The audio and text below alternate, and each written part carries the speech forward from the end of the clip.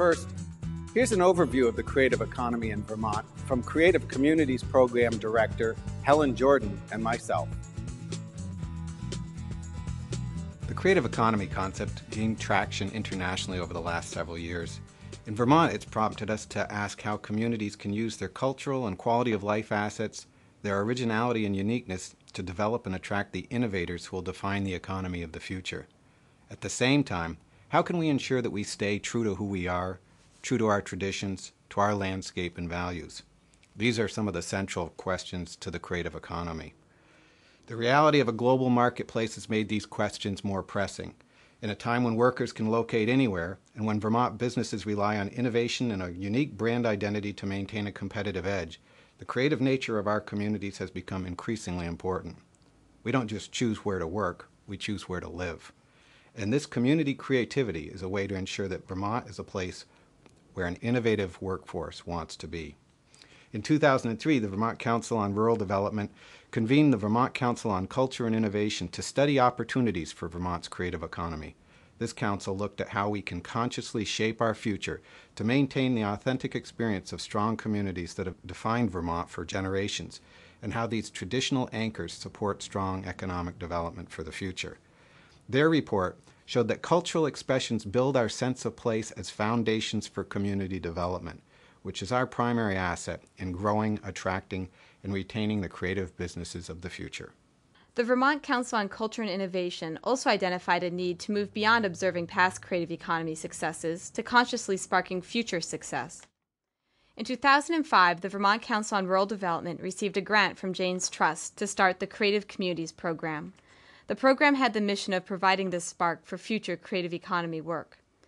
12 very different communities from around Vermont participated in the Creative Communities program. They started with the basic outline of 3 public forums.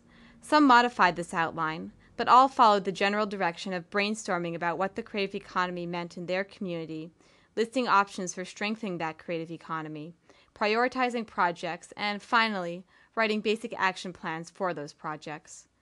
This process led to over 40 project concepts undertaken across the state.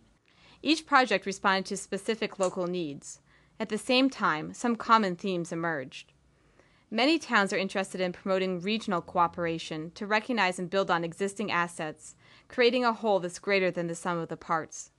Many regions started with inventorying their creative and economic assets and finding useful ways to present that information.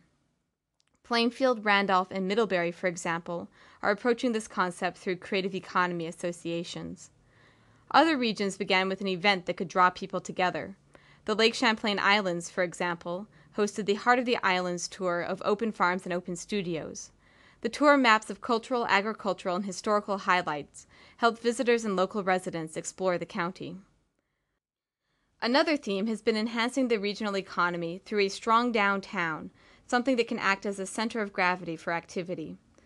Rutland is drawing people into its downtown through regular art hops and the Friday Night Live series that turns Center Street into a pedestrian mall during Fridays in the summer. Hardwick has embarked on 2 key downtown projects.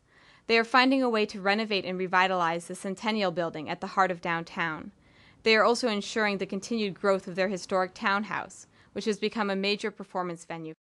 Bellows Falls is in the process of reclaiming its position as a traditional market town, a center of activity and commerce along the Connecticut River.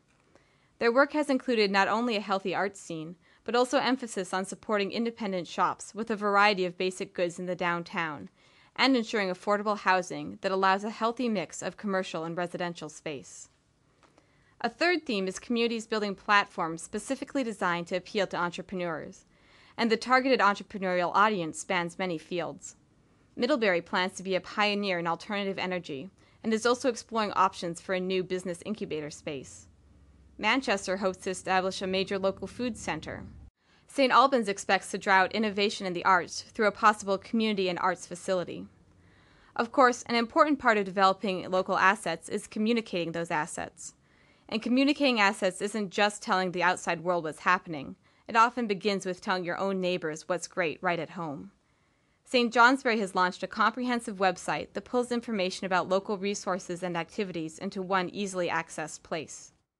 Windsor boasts the largest designated downtown in Vermont, and is showing off its rich history through new signage, a welcome center, walking tours, and participation in the Connecticut River Byways program.